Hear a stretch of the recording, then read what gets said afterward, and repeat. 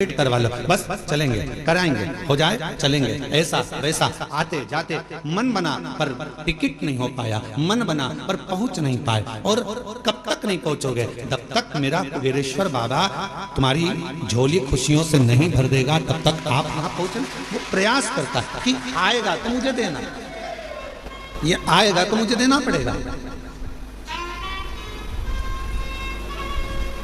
अब हम आपसे पूछें, आपके घर में मेहमान आएंगे तो आप पानी पिलाओगे कि नहीं पिलाओगे? बोलो बोलो, जम के बोलो जरा, पिलाओगे। अगर मेहमान रात रुकने के लिए आया तो खाना खिलाओगे कि नहीं खिलाओगे? खिलाओगे ना। तो भगवान भी सोचते हैं कि अब ये कुबेरेश्वर धाम आया है, रुकेगा, इतनी दूर आया है, तो जब किसी के यहाँ मेहमान आता है तो पानी भी पीता है, भोजन भी करता है और उसके लिए व्यवस्था करना पड़ती है। तो शिव भी सोचते हैं अब आ गया है मेरे पास में, कंकर शंकर की पूजन कर दी है, तो अब तो मुझको इसको देना ही पड़ेगा। वो रोक नहीं सकता, वो देगा। फिर विचार कर दो।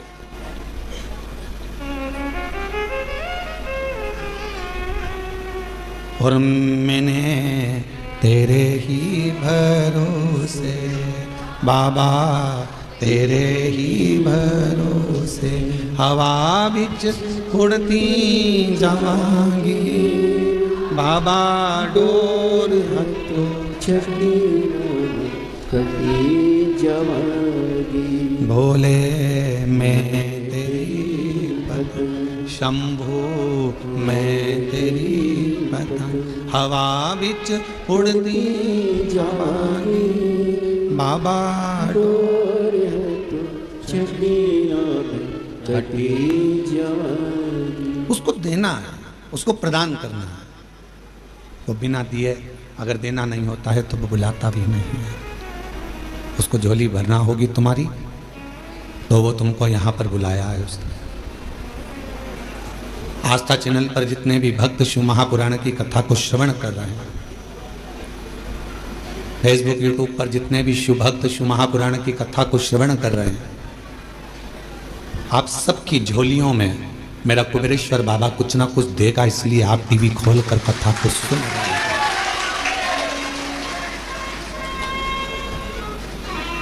ये दामोदर मास, कार्तिक का महीना शिव की आराधना का बिंदु है, भगवान शंकर की आराधना का केंद्र बिंदु है। इस दामोदर मास में, इस कार्तिक के महीने में जो हम भगवान शंकर की आराधना करते हैं, जैसे मंदिर में या पंच वृक्ष के नीचे बट वृक्ष, आंवला, पीपल, शमी, बेलपत्र, ये जो पंच वृक्ष हैं, इन पंच वृक्ष के नीचे जैसे दीप दान किया जाता है, शिवालय में, देवालय में, भगवान के मंदिर में दीप दान किया जाता है, या अपने घर के अंदर या घर के बाहर प्रतिदिन दीप दान किया जाता है, तो कार्तिक महीने में अगर भूल से भी, कार्तिक महीने में अनायास भूल से भी यदि कहीं शिवालय में पंच दीप दान हो जाते हैं तो वो कार्तिक के महीने का करा हुआ दान अजर और अमर हो जाता है। अजर।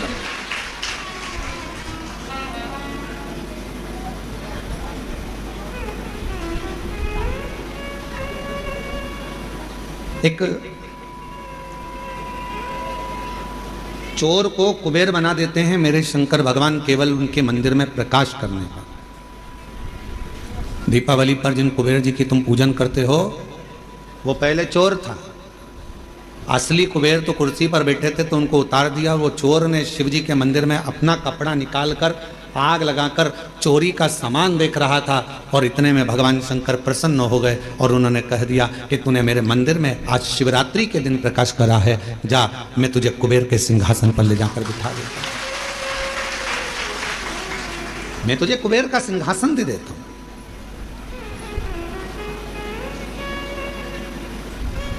शिवालय का दीपदान हम आप लोगों से भी कहेंगे, कभी एक बार प्रैक्टिकल करो। 1 वर्ष का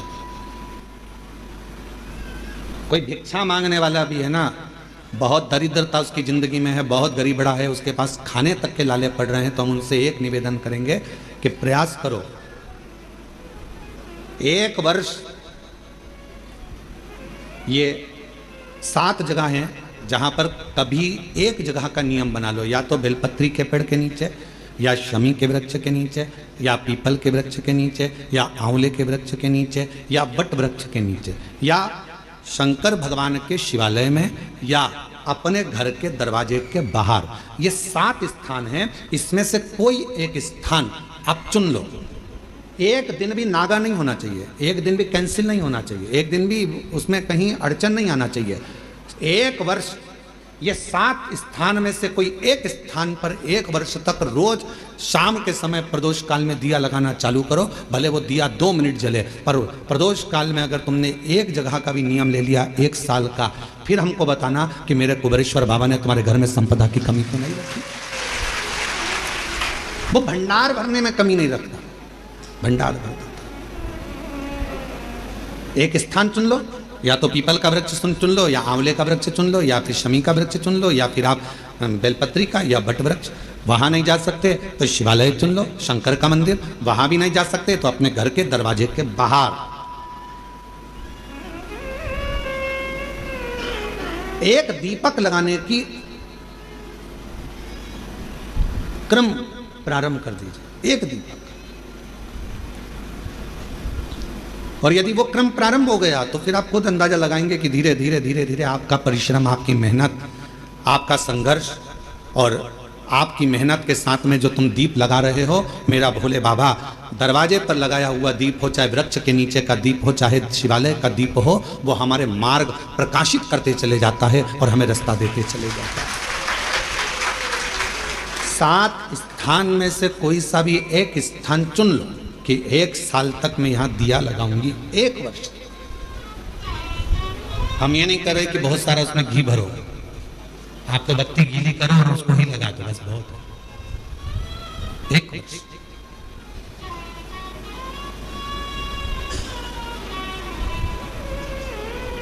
एक माघ महीने में एक कथा मिलती है, माघ मास के शिवरात्रि की एक कथा मिलती है जिसमें वर्णन आता है कि जैसे ये 7 स्थान कार्तिक मास में वर्णन किया गया दीप के लिए, उसी तरह माघ मास की कथा कहती है शिवरात्रि की कि यही 7 द्वार, यही 7 द्वार, 7 जगह यदि जल का भी सिंचन किया जाता है, माघ मास की कथा कहती है, तो भी वो फलित होते हैं। और शंभु शरणे पड़ी घड़ी रे दुख का दया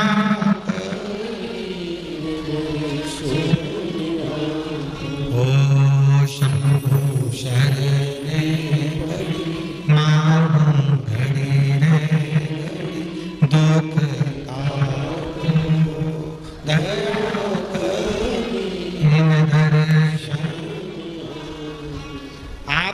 दुख परमात्मा की चौखट पर दीप जलाने से, या अपने घर के बाहर दीप जलाने से, या पंच वृक्ष के नीचे दीप जलाने से दुख धीरे धीरे समाप्त हो ही जाता है। दीप लगाओगे तो मन की बात भगवान से कहो, दीप लगाओगे तो मन की बात भगवान से कहो, प्रार्थना करो। अच्छा एक बात बताओ, आप सब उत्तर दीजिएगा जरा। मच्छर कट गया, तुमको हमको किसी को मलेरिया हो गया, झुमके बोलो। मच्छर से तो शिकायत नहीं करोगे ना कि ये तो काट गया रे मुझे मलेरिया हो गया। मच्छर काट गया, मलेरिया हो गया, शरीर में बुखार आ गया, रोग आ गया, तकलीफ आ गई, कष्ट आ गया, सिर बंधा हुआ है, कपड़े से बांध कर पलंग पर पड़ा हुआ, बांग में लगा लिया, किससे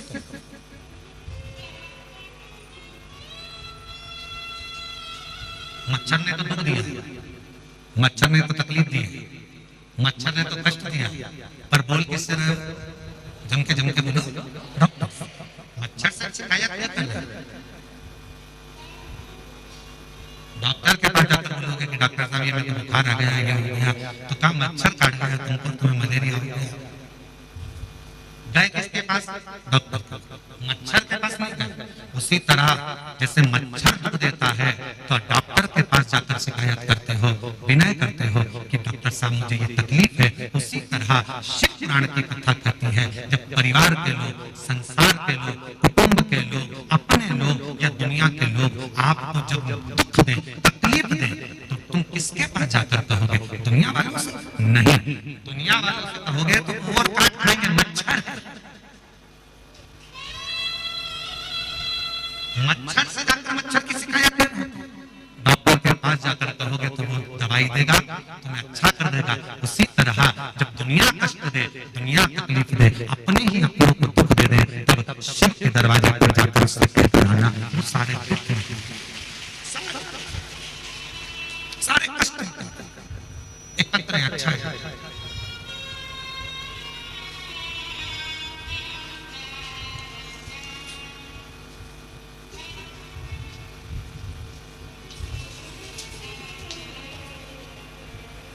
गुरु जी प्रणाम।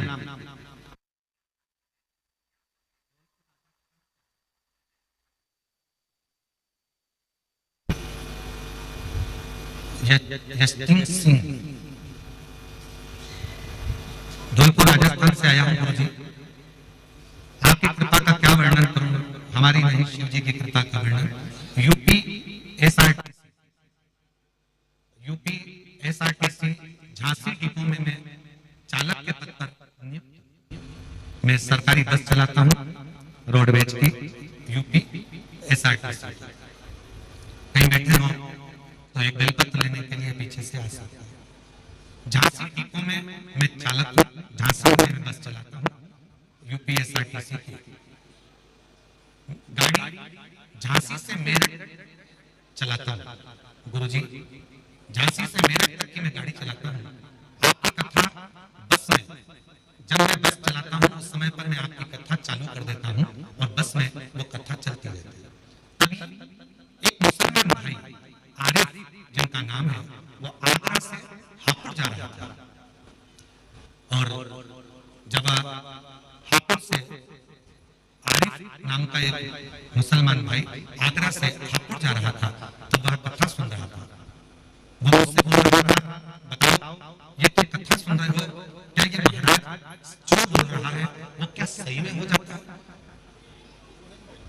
मैंने कहा यदि भरोसा करके देखो, एक बार यदि तुमने भरोसा कर लिया तो है कि जो महाराज बोल रहा है वो होगा।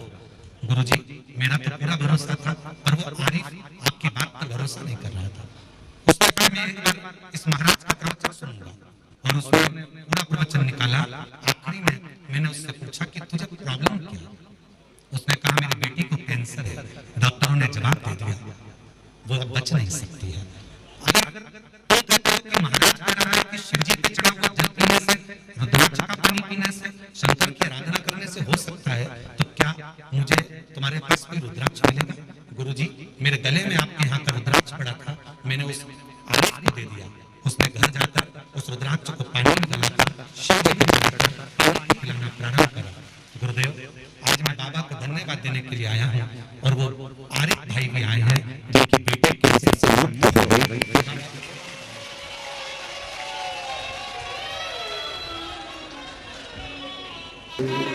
मच्छर काटेगा तो हम मच्छर से शिकायत नहीं करेंगे, हम शिकायत करेंगे तो डॉक्टर से जाकर करेंगे। साथ ये मच्छर मुझे काट गया है और मुझे मलेरिया हो गया है, मेरे शरीर में रोग हो गया, बुखार आ रहा है, मुझे सिर दर्द हो रहा है। उसी तरह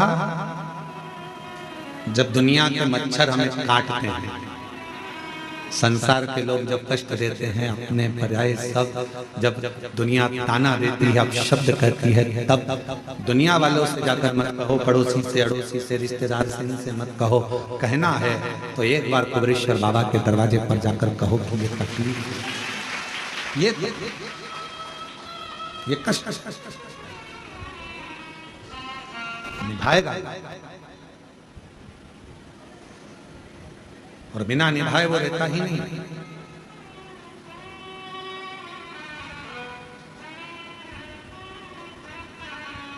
रील में और रियल में बहुत बड़ा अंतर है। रील बनाना सरल है पर रियल लाइफ को जीना कठिन है।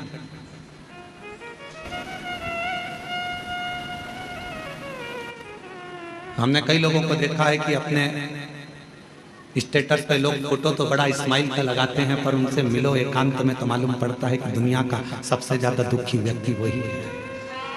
फोटो तो स्माइल का लगाया है, हंसते हंसते लगाया है, पर उसके अंदर कितना दर्द छुपा हुआ है वही जानता है। उसके भीतर कितना दर्द। हम कुबेरेश्वर बाबा से, आप लोगों से ज्यादा तो हमारा मिलना नहीं होता। आप भी कई लोग आए हैं 24 घंटे, 2 दिन 3 दिन 4 दिन यहाँ रुके हैं। आपने देखा होगा हम बाहर नहीं मिलते, अपने अनुष्ठान में अपने जप में लगे रहते हैं, भजन करना आता है। और बाबा से एक ही प्रार्थना करते रहते हैं, तेरी चौखट के अंदर जो प्रवेश कर जाए, इस कुबेरेश्वर बाबा की धरा पर जब कोई आ जाए तो इतनी कृपा जरूर करना कि वो 3 महीने में झोली भरकर वापिस आ जाए। वो खाली ना बात एक ही होता, क्यों यहां जाना है वहां, उससे मिलने आए हो, उससे बात करने आए हो, थोड़ा बैठो उसके। हम भी निकल सकते हैं अपने कमरे से बाहर, हम भी तुम्हारे बीच में घूम सकते हैं, पर क्यों आप उससे मिलने के लिए आए, उसके दरवाजे आए। सियोर वाला महाराज तो आपको चवन्नी भी नहीं दे सकते, देगा तो वो करोड़पति बनाकर तुमको फिर बुलाएगा।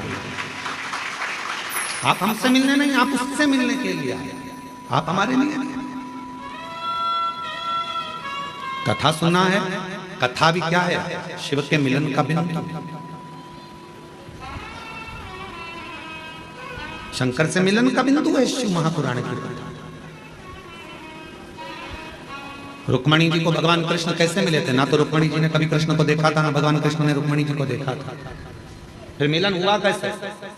केवल एक बात पर मिलन हुआ कि रुक्मणी जी ने रोज किसी ना किसी मुख से भगवान कृष्ण का चरित्र सुना। कृष्ण ऐसे हैं, कृष्ण वैसे हैं, कृष्ण की लीला ऐसी है, कृष्ण की लीला वैसी है। रुक्मणी जी ने सोच लिया अब तो कृष्ण को अपना बनाऊंगी और मैं कृष्ण की हो जाऊंगी। आखिरी में भगवान कृष्ण को रुक्मणी को अपना बनाना पड़ा, रुक्मणी के कृष्ण हो गए। जरा विचार करिए, कथा शिव के करीब लेकर जाता है।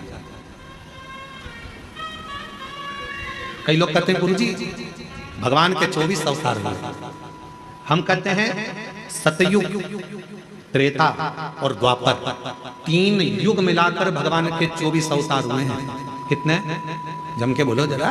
24। भागवत में इसका वर्णन, कोई अवतार सतयुग में हुआ, कोई अवतार त्रेता में हुआ, कोई अवतार द्वापर में हुआ। पर भगवान देवाधिदेव महादेव को सबसे ज्यादा प्रिय अगर कोई युग है तो ये कलयुग है। क्यों? शिव जी कहते हैं कि 3 युग मिलाकर 24 अवतार हुए हैं, पर मात्र कलयुग में भगवान कहते हैं कि 55 अवतार हुए हैं। केवल कलयुग अकेले। कहा गुरुजी 55 अवतार कैसे?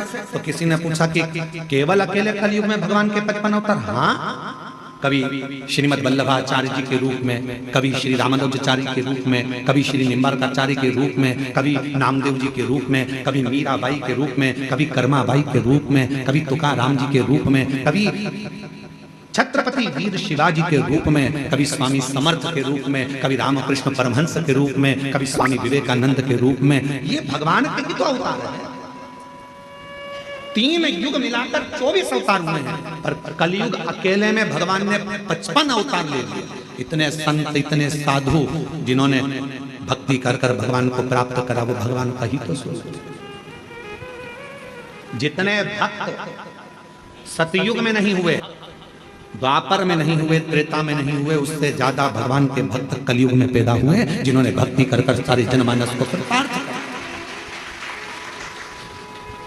ये अवतार जितने साधु, सन्यासी, तपस्वी, साधक, उपासक जो भगवान की अविरल भक्ति में डूबे हुए हैं, वो भगवान का ही तो एक प्रतिबिंब है, भगवान का ही तो स्वरूप है।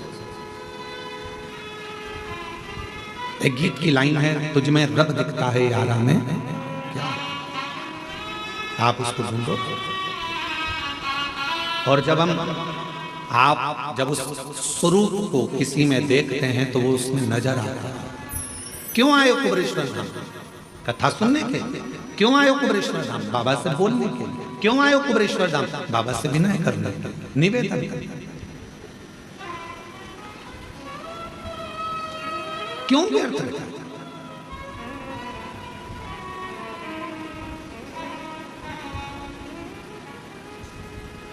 कुबेरेश्वर बाबा की धरा पर मेरी माताएं, मेरी जीजियां भी आती हैं, जिनके संतान नहीं है, वो भी आकर अगर दंडवत करती है। वहां की मिट्टी जब वो सोती है, प्रणाम करती हैं, उस रज को अपने शरीर पर लगा लेती हैं, उसको प्रणाम करती हैं, नमन करती हैं। तो माँ कहीं ना कहीं किसी रूप में ना जाने वो पृथ्वी माता भी कृपा कर कर कहीं शिव को कंकर शंकर का स्पर्श होकर उसका गोद भरा जाए। कुछ तो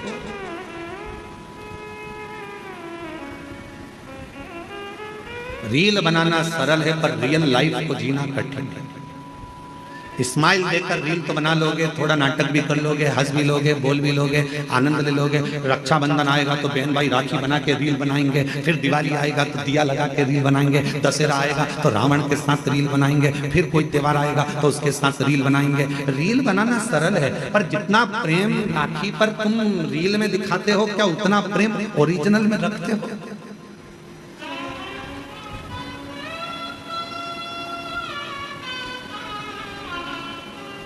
रील बनाना सरल है। एक फिल्म का निर्माण करना सरल है। पूरी फिल्म में देखो, एक लड़का बता देते हैं, एक लड़की बता देते हैं, एक दो दुश्मन बताते हैं और पूरा घुमा फिरा कर झगड़ा लड़ाई पंगड़ा सब दिखाएंगे। आखिरी में फिल्म कहाँ खत्म होती है? जहां लड़का लड़की की शादी होती है। ठीक है, बोलो बोलो जम के तो बोलो। फिल्म का वहां पर एंड हो गया, पर हकीकत में फिल्म का तो वहां एंड हो गया, पर अब बताना था फिल्म वालों को कि शादी के बाद क्या क्या होता है। अब सास को निभा, ससुर को निभा, रिश्ते निभा, जेठानी को निभा, ननंद को निभा। फिल्म ऐसी बनना चाहिए कि जिसमें रियल लाइफ हो और जिसमें यह दिखाया जाए कि ननंद बहन होती है, सास माँ होती है, ससुर पिता होता है, जेठ देवर ये हमारे अपने होते हैं, जिनको निभाया जाए, तोड़ा नहीं जाए। रील बनाना सरल है पर रियल लाइफ को जीना कठिन है। पढ़ाई कर ली इंजीनियर बन गए, पढ़ाई कर ली ये बन गए, पढ़ाई कर ली वो बन गए। अरे हमने इतना पढ़ाई करा, हमने इतनी डिग्री धारण करी, पर उनसे पूछो अभी अभी हमने पहले देखा है एक हीरो अपना सुसाइड कर लिया, एक हीरोइन अपने मर गई, सुसाइड कर लिया। क्यों भैया? तुम्हें तो करोड़ों का धन मिलता था। एक संत थे, उनने सुसाइड कर लिया था। तुम सब अखबारों में पढ़ते रहते, टीवी में देखते रहते, उनने सुसाइड कर लिया था। तो तुम तो इतने बड़े संत, तुम इतने बड़े फिल्मी हीरो, तुम्हारे पास करोड़ों का धन, वैभव संपदा सब कुछ है, गाड़ी बंगला नौकर चाकर सब कुछ है, तुम्हारे पास में धन भरा पड़ा है, फिर ऐसा डिप्रेशन कहां से आ गया? फिर इतनी चिंता कहां से आ गई कि तुमने अपने शरीर को त्याग दिया, तुम मरी गए, प्राणी छोड़ दिया, सुसाइड कर लिया? आखिर क्यों? तो शास्त्र कह रहा है, शिव महापुराण की कथा कर रही है कि दुनिया में धन तो बढ़ गया, संपदा तो बढ़ गई, पैसा बढ़ गया, गाड़ी बढ़ गई, बंगले बढ़ गए, पर मन का सुकून नहीं बढ़ पाया, शांति नहीं बढ़ पाई। भीतर की शांति होना बहुत जरूरी है और वो नहीं बढ़ पाता। जितने कॉलेज हैं, जितने स्कूल हैं, सब में कमाने का तरीका सिखाया जा रहा है। जितने कॉलेज हैं, जितने स्कूल हैं, सब में कमाने का तरीका सिखाया जा रहा है। कमाई कैसे करना है, किस तरह से कमाना है, पैसा कैसे लाना है। हर कॉलेज में, हर स्कूल में कमाने का तरीका सिखाया जा रहा है, पर कोई कॉलेज, कोई स्कूल ऐसा नहीं है जिसमें प्रेम बढ़ाने का, उम्र बढ़ाने का, घर में व्यवहार बढ़ाने का तरीका सिखाया जाए। वो चलता, वो बढ़ उसको बढ़ाया जाए। और प्रेम जब अनंत हो गया, रोम रोम संत। प्रेम बढ़ाने का तरीका मेरे शिव सिखाता था।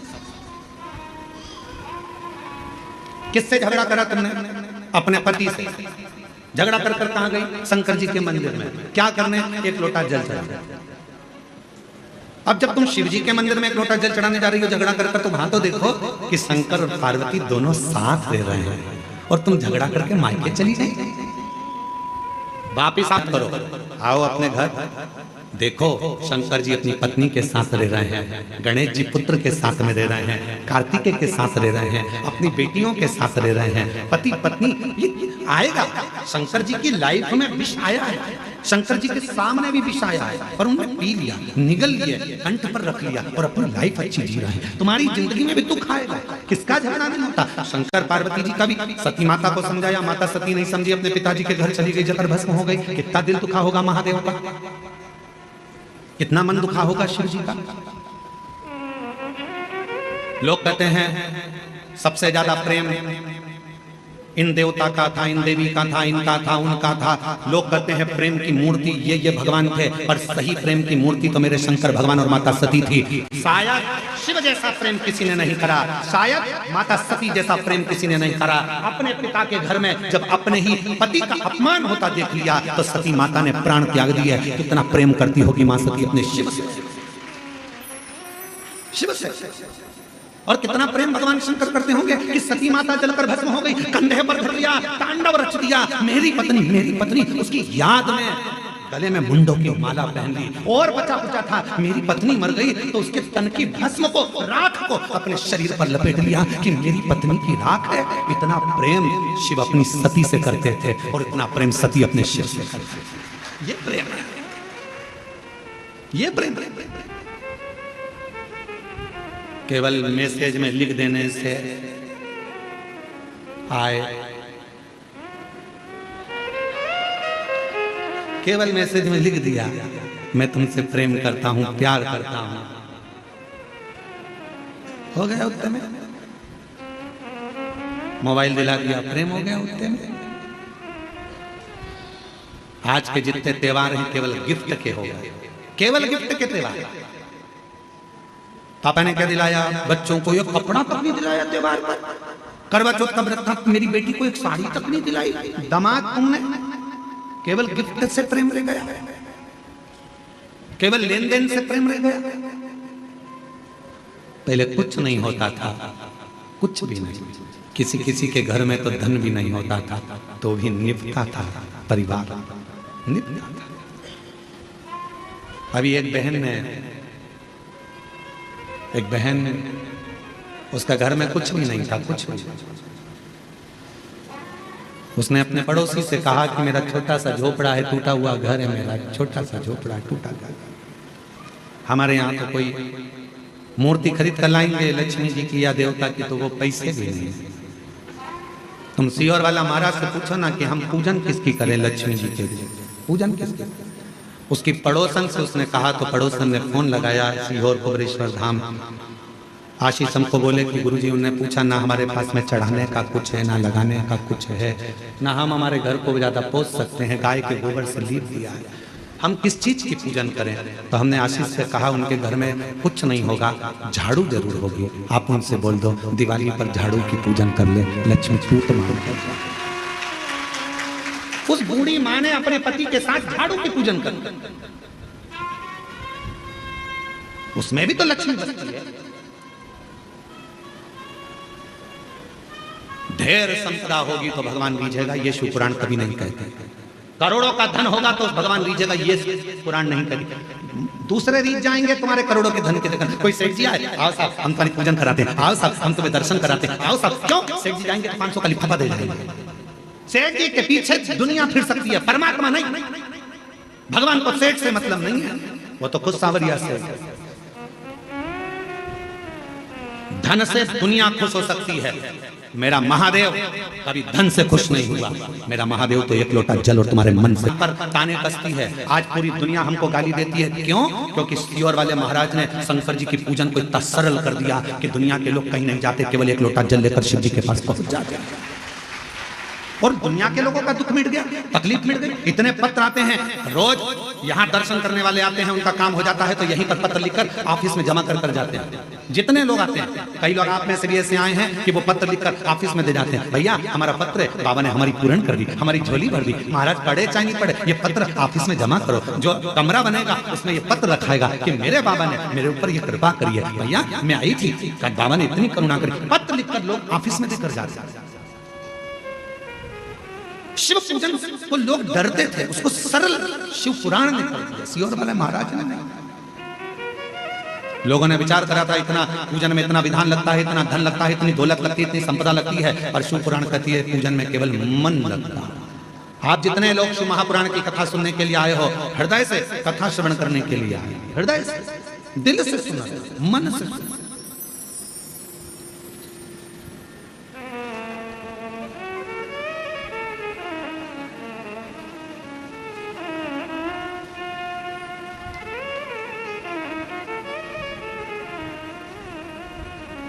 उसका अनुभव आप स्वयं करेंगे, आप स्वयं।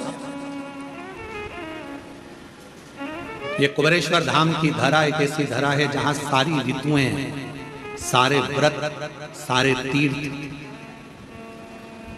सारे पुराण, सारे शास्त्र का सुख यहां प्राप्त हो। आप महसूस करो, आप खुद महसूस करिएगा। और जो लोग 2-3 दिन से रुके हैं वो महसूस कर रहे होंगे। अभी भी हम नहीं कहेंगे, आप तो भरचक गर्मी के दिनों में आओ तो भी तुम महसूस करो, तीनों ऋतुओं का दर्शन होगा आपको। सुबह 4 बजे से लेकर यहाँ 11 बजे तक आपको, सुबह 4 बजे से 11 बजे तक यहाँ शीत ठंडक का महसूस होगा। भरचक गर्मी कितनी है, कितनी भी गर्मी पड़े, दोपहर में यहाँ शाम को 4 बजे तक ऐसा महसूस होता है कि जैसे बहुत ग्रीष्म का है। और 4 बजे के बाद शाम को 7 बजे तक प्रदोष आरती तक ऐसा लगता है कि हल्की हल्की पानी की बूंदें कहीं से आ रही हैं, चेहरे पर आकर गिरी है, कहीं जल दर्शन, सारी ऋतुएं दर्शन कराती है, सारी।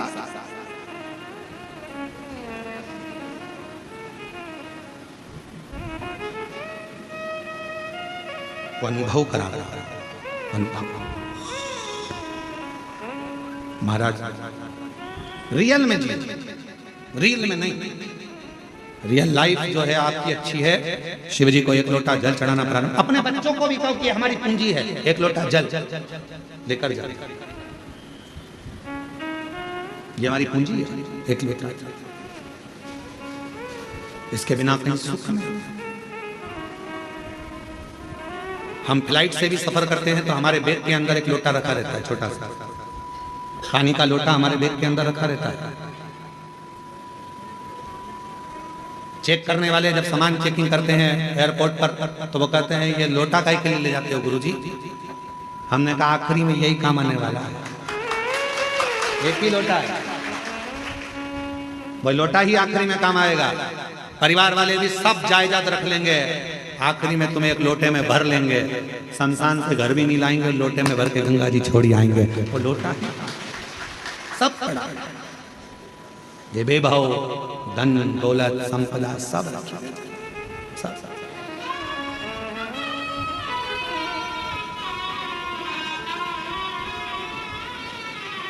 भक्ति करिए। कुबेरेश्वर धाम पर आए हो तो बाबा पर पूर्ण आश्रित होकर, मुझे कहीं नहीं जाना, मुझे तो मेरे कुबेर भंडारी के दरवाजे जाना है, एक बार उससे मिलकर आना, उससे कहकर आना, साधेगा। एक पत्र अच्छा है,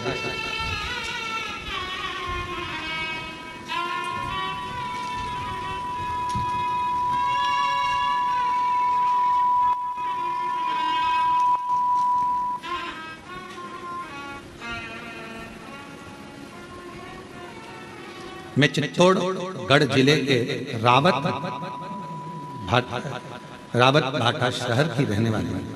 मेरा नाम चंद्रकला मीना है। कहीं बैठी हो तो हाथ हिला सकती हैं और 1 बेलपत्र लेने के लिए पीछे वाले रास्ते से आ सकती हैं। चंद्रकला मीना है। आपका बहुत बहुत धन्यवाद गुरुदेव।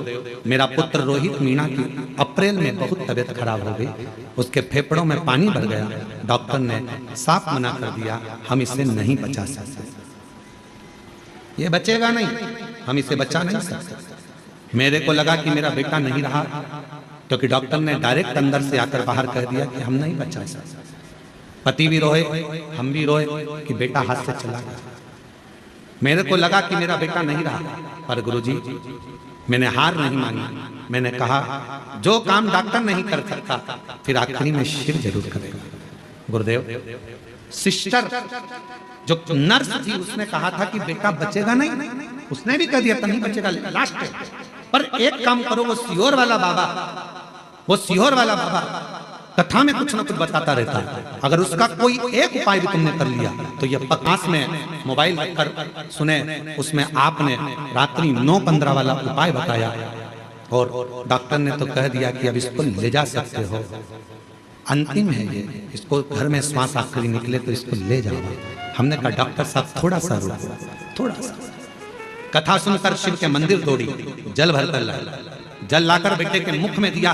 डॉक्टर ने पूछा क्या दे रहे हो? हमने कहा आप कह रहे हो कि अंतिम श्वास है तो गंगा जल ही समझ। मुख में जल दिया और जल देकर बेटे के पूरे शरीर पर हाथ फेर दिया। गुरुदेव 20 से 25 मिनट तक श्री शिवाय नमस्तुभ्यम का जप करती रही मैं, और 20 से 25 मिनट तक जब श्री शिवाय नमस्तुभ्यम का जप करती रही तब एकदम बेटे ने झटका लिया, और झटका लेकर थोड़ी देर के लिए उठकर बैठा। डॉक्टर ने फिर इलाज चालू करा और बाबा की कृपा से मेरा बेटा बच गया। मेरा बेटा बच गया। आज हम पूर्ण तरह से मेरा बेटा स्वस्थ है। पंडाल में कथा सुनने के लिए आए हैं, दर्शन करने के लिए आए हैं। मैं चित्तौड़गढ़ जिले के रावतभाटा शहर की निवासी हूँ। मेरा नाम चंद्रकला मीणा है। हम बाबा को प्रणाम करने, मेरा बेटा है रोहित मीणा। शिव तत्व किसको कहता है? शंकर किसको कहता है?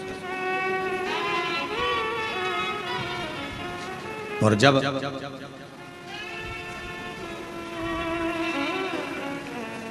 भरोसा पूर्ण हो जाता है, विश्वास पूर्ण हो जाता है, तो शिव कैसे ना मिले? कहीं पर भी बैठकर आप कुबेर भंडारी को जब पुकारते हो, कुबेरेश्वर बाबा का स्मरण करते हो, तो शिव तत्व आपके करीब होता। मैं और मेरा नहीं। कई लोग जब ऑनलाइन कथा होती है कुबेरेश्वर धाम से, तो लोग जजमान बनते हैं अपने अपने घरों में बैठकर कथा सुन। वो नहीं आ पाते, घर में बैठकर भी जजमान बन जाते हैं। हम उनसे कहते हैं कि तुम जजमान बन गए, भले अपने घर में बैठकर जजमान बने हो, कथा सुन रहे हो, पर निश्चित है कहीं शिव जी को तुम्हारी झोली भरना होगी, इसलिए बाबा ने तुम्हें घर बैठकर भी जजमान बना। भक्ति, विश्वास, भरोसा, दृढ़।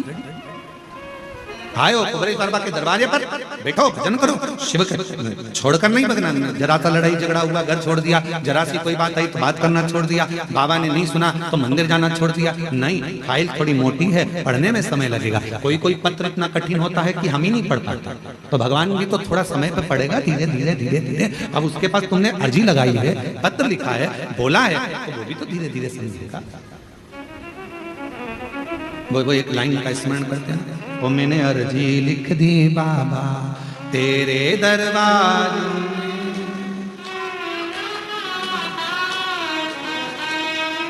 हे बाबा मैंने तो अर्जी लिखी है तेरे द्वार पर आकर, तुझसे विनय कराया, निवेदन करी, प्रार्थना करी, कोई आडंबर नहीं। शिव महापुराण की कथा कहती है शंकर को भजने वाले को कोई आडंबर की जरूरत नहीं है। तुम जैसे हो वैसे ही बने रहो। आज का जमाना बड़ा विचित्र है। आज के समय में दुश्मनों से डरने की जरूरत नहीं है। आज के जमाने में, आज के समय में बनावटी लोगों से डरने की जरूरत है। दुश्मन से मत डरो, पर बनावटियों से डरो। आज का जमाना दुश्मन से डरने का नहीं है। दुश्मन से तो तुम लड़ लोगे, और जो बनावटी जिंदगी जी रहा, अच्छे अच्छे बनकर तुम्हारे पास में आ जाते हैं, भैया जी, भाभी जी, काकी जी, काका जी करके बड़े तुम्हारे प्रेमी बनते हैं, और बाद में तुम्हें चूना लगाकर चले जाते हैं। दुश्मन से मत डरो कलिकाल में, पर बनावटी जिंदगी जीने वालों से डरो, जो बनावटी रूप रखकर तुम्हारे करीब में आते हैं और तुम्हें धोखा देकर चले जाते हैं। बनावटियों से डरो।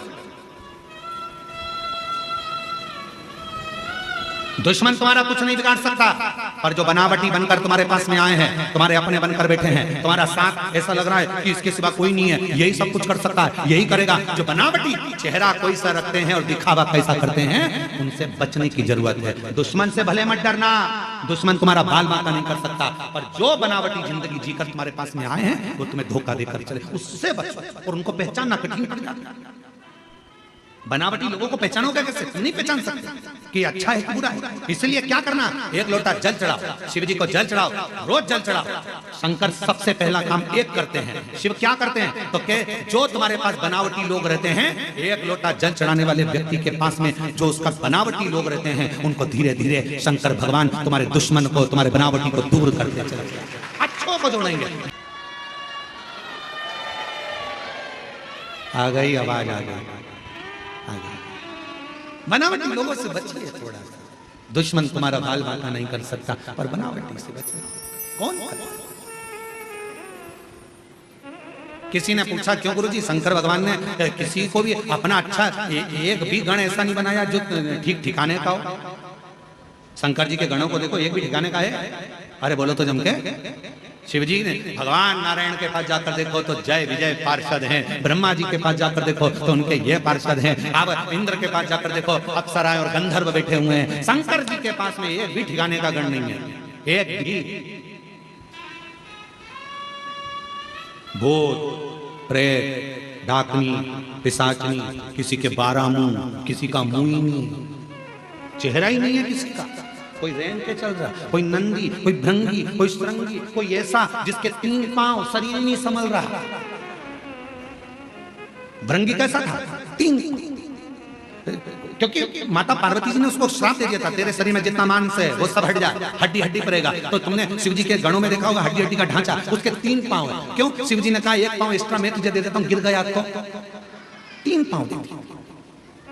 और वो भृंगी 3 पांव पे खड़ा। तो किसी ने एक बार इंद्र ने देख लिया उस भृंगी को, और भृंगी को देखकर शंकर जी पे इंद्र हंसने लगे। इंद्र हंसते हंसते बोले, लगे गजब का काम है, इतने बड़े देव अधिदेव महादेव अगर किसी से युद्ध हो जाए तो लड़ाई करने के लिए इन 3 पांव वालों को भेजेंगे? एक मालूम पड़े हड्डी का ढांचा कहीं पे भी गिर जाए। फिर आया समय जब इंद्र का असुरों से युद्ध प्रारंभ हुआ, शिव जी उस युद्ध में नहीं पहुंचे। शंकर भगवान ने देखा सारे देवता हार गए। अब आखिरी में शंकर जी ने कहा कि भृंगी तू जा, और इंद्र के पास में जब असुरों के युद्ध के लिए भृंगी को भेजा तो इंद्र की पत्नी ने पूछा, शंकर जी नहीं आए युद्ध लड़ने? नहीं, ये भृंगी आया है। हाँ, इसके 3 पांव है, हाँ हड्डी का ढांचा है, हाँ कमजोर है, ये तो बहुत कोई भी मार के गिरा देगा, फूंक मार देगा तो गिर जाएगा, ऐसा भृंगी है। इंद्र ने सोचा शिव जी ने भेजा है, लड़ाना तो जरूरी है। असुर 1.25 लाख सेना असुर की थी सामने, और अकेला भृंगी जब हड्डी का ढांचा 3 पैर से खड़ा हुआ, एक पैर जो भृंगी ने सामने रखा सारे असुरों को दबा दबा कर मार दिया। तब इंद्र को समझ में आया शंकर का कोई गण कमजोर नहीं। तब समझ में आया कि शिव का कोई गण कमजोर नहीं है। इसलिए निवेदन करते हैं शंकर के भक्त को कभी कमजोर मत समझना। जब भृंगी का 1 पांव 1.25 लाख असुरों को दबा सकता है तो शिव का एक भक्त दुनिया को तार भी सकता है। सामर्थ्य का होना चाहिए। शंकर का कोई गण कमजोर नहीं है। शंकर के गण को कभी कमजोर मत समझना। नंदी भृंगी शृंगी सब बड़े बड़े। शिव जी का एक गण भूत, अभी अभी तुम लाखों की भीड़ में एक भूत को लाके खड़ा कर दे तो सब भग जाओ। अब जब तुम भग जाओ तो देवता बचेंगे? वो भी भग जाएंगे। अप्सराएं वो भी भग जाएंगे, गंधर्व वो भी भग जाएंगे। शिव शंकर के इंद्र ने ये विचार कर लिया था, ये भृंगी हड्डी का ढांचा, 3 पांव हड्डी का शरीर, क्या करे? ये इससे कोई लड़ाई होगी? इंद्र हंस कर गए थे कि शंकर जी के पास सारी सेना आड़ी टेढ़ी है, कोई काम की नहीं। क्या नंदी लड़ाई करेगा? क्या भृंगी लड़ाई करेगा? क्या शृंगी लड़ाई करेगा? कोई गण में इतना बल नहीं है कि वो लड़ाई लड़ लेगा।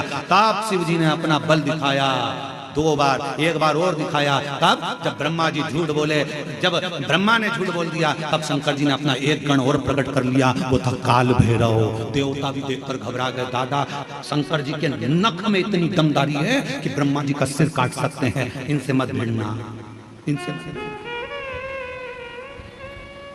और मेरी जीजियों, मेरे जीजाओं, मेरी बेटियों बेटाओं, मेरी माताओं, मेरे बुजुर्ग माता पिता के तुल्य आप सब विराजमान हैं। निवेदन करूंगा, एक लोटा जल जो चढ़ाता रहता है शिव को, वो शंकर का गण कहलाता है। फिर वो गण से दुनिया भी एक तरफ होती है।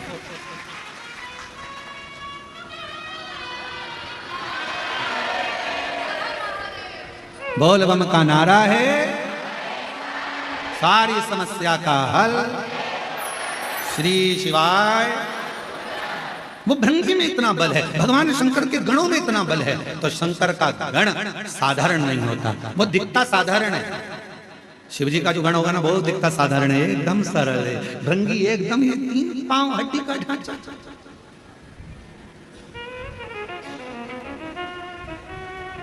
दिखता सरल है, इसमें कुछ भी नहीं है, दमदारी नहीं है, बिल्कुल ऐसा रहता है, ऐसा इतना सरल दिखे ही नहीं। नंदी कितने सरल, कितने लोग जाते हैं मंदिर के अंदर दर्शन करने के लिए, पत्थर का नंदी बाहर रहता है। दर्शन करें नंदी के, बोलो तो जम के, पत्थर का नंदी बाहर रहता है।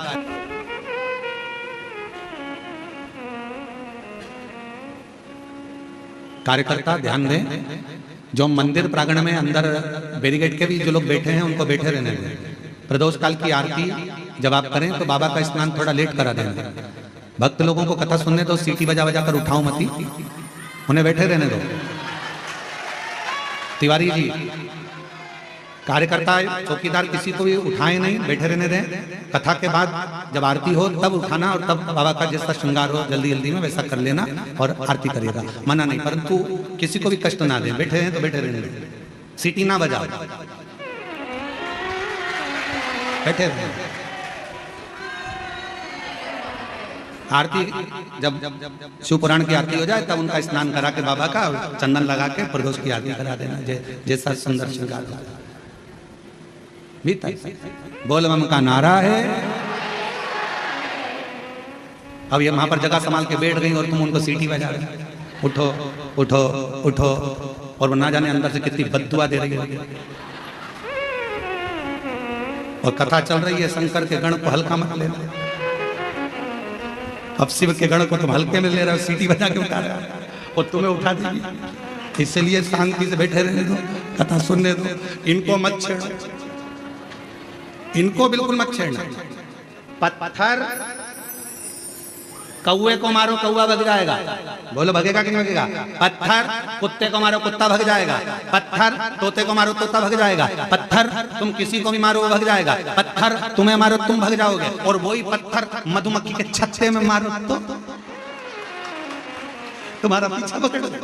तो ये छत्ते से कम नहीं हो।